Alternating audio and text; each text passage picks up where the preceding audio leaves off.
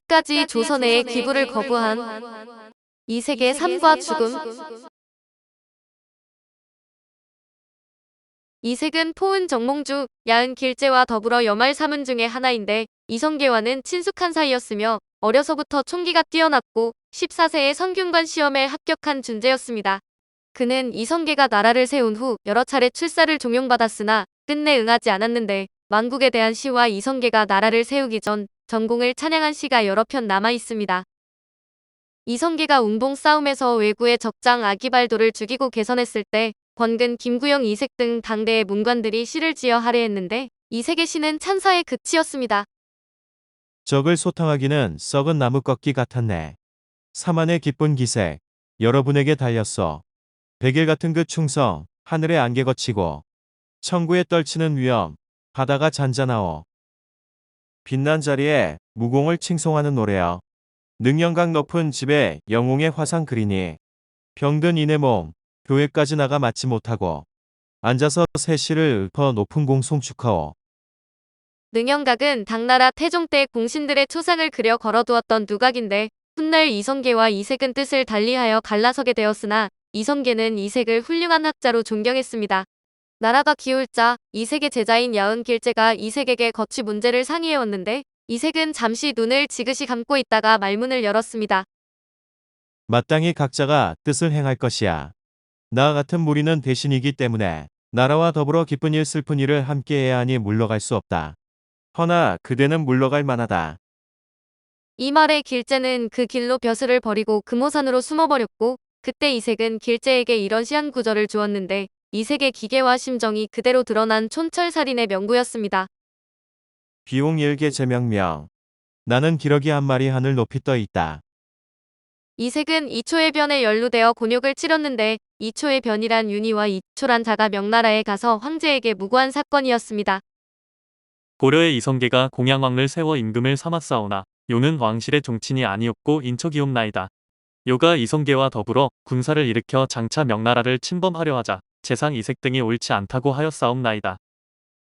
이에 이성계는 이색, 조민수, 이숭인, 권근 등 10인을 살해하고 우현보, 정지, 김종현 등 9인을 귀양 보냈나이다. 귀양살이하는 재상들이 몰래 저희들을 황실에 보내어 이렇게 아뢰는 바이옵나이다. 명나라 군사를 보내시어 속히 토벌하기를 바라나이다. 때마침 왕방과 조반이 명나라에 사신으로 가 있었는데 명나라 예부에서 왕과 조를 불러 이 사실을 알리고 귀국하는 즉시 철저히 조사하여 보고하라고 이르자 조반이 명나라에서 윤희와 대질했습니다. 결국 윤희와 이초의 무고가 밝혀져 멀리 표수연으로 귀양 보내지자 고려 조정은 벌컥 뒤집혔는데 이색 등 무고 관련자들이 체포되어 청주옥에 갇혔습니다. 국문이 혹독해 사건이 어디로 흘러갈지 아무도 예측할 수 없었는데 이성계로서는 이 기회에 반대파들을 모조리 속탕할 좋은 기회였습니다. 30여 명이 청주옥에 갇혀 있었는데 죄를 만들려면 얼마든지 만들 수 있었고 이색의 운명도 예측할 수가 없었습니다. 그런데 어찌된 일인지 새벽부터 비가 억수로 쏟아져 한낮이 되자 산이 무너지고 물이 넘쳐 성문이 무너지고 성안이 물바다로 변했습니다. 가옥이 물에 잠겨 물속에 박힌 바위처럼 보였는데 죄를 신문하는 문사관이 물에 떠내려가다가 수백 년 묵은 은행나무를 붙잡고 겨우 목숨을 구했습니다. 청주의 홍수 사태는 즉시 조정에 보고되었고 공양왕과 이성계는 하늘이 두려워 죄를 만들지 않기로 했는데 청주의 선비들은 이를 보고 고려에 대한 충성심에 하늘이 감동한 것이라고 고마워했습니다. 청주옥에서 풀려난 이색이 이성계를 찾아갔는데 이성계는 그를 반겨 윗자리에 앉힌 다음 술을 주며 이색에게 서서 마시라고 간곡히 청했고 이색은 사양하지 않고 그대로 했습니다. 이처럼 두 사람 사이에는 끈끈한 정이 있었으나 가는 길이 서로 달랐는데 이성계가 조선을 개국한 후 이색은 여주에 자기 집에 머물렀습니다. 그의 두 아들 종학과 종덕이 소위 역성혁명군에게 매맞아 죽은 후였는데 두 아들을 죽이는데 공을 세운 정총과 정도전은 다름 아닌 이색의 제자였습니다.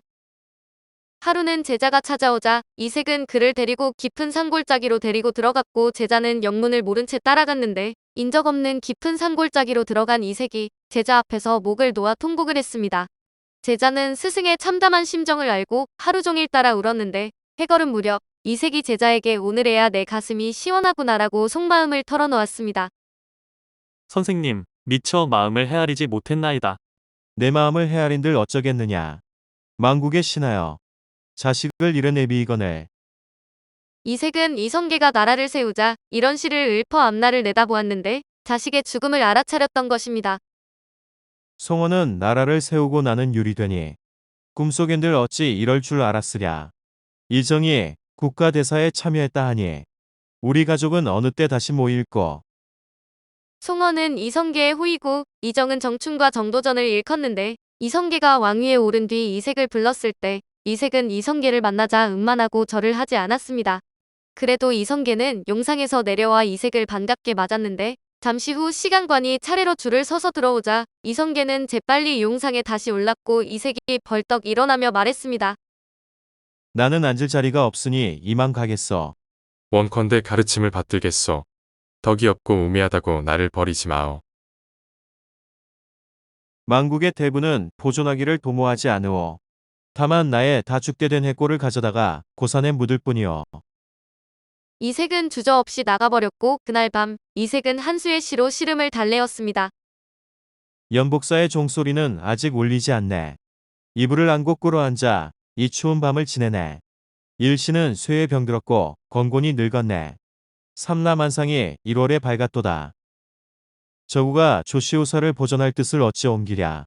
화봉인이 요임금을 축하하고 속절없이 정을 품고 있더라. 유효한 고금의 무궁한 일이 수정을 일받아 부평짓게 하누나. 여기에서 저구는 중국 춘추 때 진나라의 귀족인 조씨가 반대당에게 몰려 멸망을 당할 무렵 조씨의 부하인 공손 저구가 조씨의 유복자를 몰래 길러서 조씨의 후사를 이었다는 고사에서 인용한 글입니다. 또 화봉인의 화는 지명으로 화에 봉해진 사람을 말하는데 요임금 때 화봉인이 요에게 수, 부, 단함을 축원했다는 고사입니다. 이 시로서 이색의 솔직한 심정을 알 수 있는데 이색은 우왕이 폐위되어 강화에 있을 때 몰래 찾아가 문안을 드릴 만큼 고려조의 충신이었습니다. 그는 큰 학자였으나 인물은 보잘것없었는데 그가 명나라 사신으로 갔을 때 명태조가 불러 접견하면서 어찌나 못생겼던지 희롱을 했습니다. 이 노인의 얼굴을 그림으로 그릴 만하겠구나. 그래도 이색은 자세를 흐트러뜨리지 않았다고 하는데 말년에 이성계의 특별한 호의로 한산, 여주, 오대산을 자주 찾았습니다. 그러나 그의 죽음은 석연치 않았는데 음력 5월에 여주강에서 뱃놀이를 하다가 물에 빠져 죽었고 이성계는 보고를 받고 당시의 관찰사에게 책임을 물어 죽여버렸는데 죽을 무렵 이색의 심정은 이러했습니다. 인정이 어찌 물의 무정함과 같으랴. 근래에는 닥치는 일마다 점점 불평이네. 우연히 동쪽 울타리를 향함에 부끄러움이 얼굴에 가득 차니 몸은 진국화요 사람은 거짓 도연명일세. 보은은 원찬과 같고 모근은 양피와 같다. 고려 말의 인물 가운데 다른 이는 논할 것이 없다. 서해 유성룡이 한 모근의 인물평인데 원찬은 중국 남북 조시대의 죽음으로써 송나라의 저리를 지킨 충신이며 양표는 중국 한말의 대신으로 나라를 위해 죽지는 못했으나 조조에게 끝내 굽히지 않았습니다. 모근의 아들이 이성계의 오른팔인 정도전에게 죽임을 당해 양표의 아들 양수가 조조에게 죽임을 당한 고사에 비유한 것입니다. 오늘은 끝까지 조선해의 귀부를 거부한 이색의 삶과 죽음에 대한 이야기였습니다.